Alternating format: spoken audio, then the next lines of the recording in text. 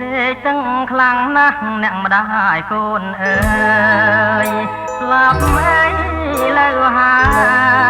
យអូលោកមានគុណខ្ញុំខំអីបានជាធ្វើទីរុនអូ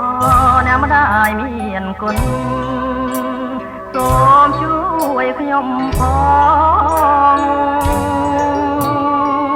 គេធ្វើបាបខ្ញុំគ្មានត្រាប្រណី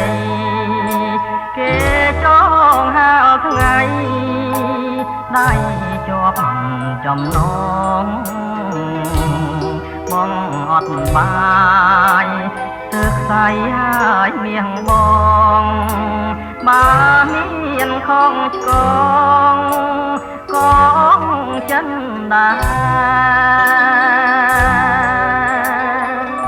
គេនេះរទេងចោលដោយសត្វនេរិឆានទឹកណែជោគប្រានខានបានយល់ស្នេហ៍ភូមិកំណាត់ក៏ខានឃើញដែរពេលនេះយល់តាមានរៀងខ្លោចសាព្រៃភ្នំវាលធំជួយចាំសំដីបើខ្ញុំមិនខ្សែ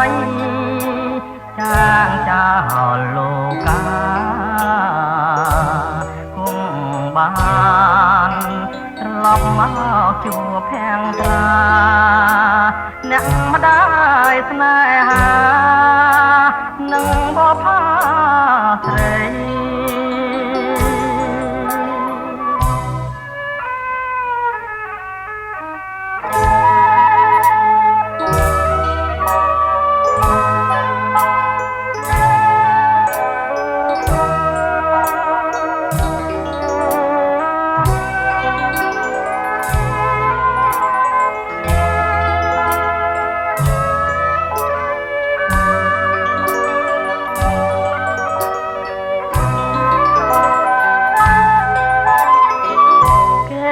រទេងចោលដោយសត្វនេរិឆា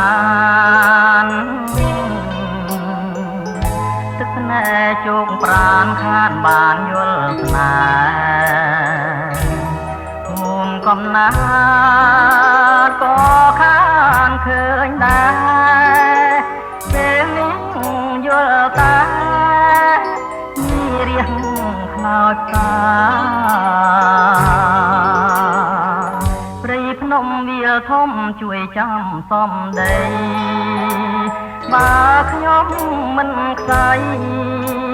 ចាងចោលលោកាគង់បានត្រឡប់មកជួបភាំងត្រាអ្នកម្ដាយស្នេហានឹងបបផាស្រី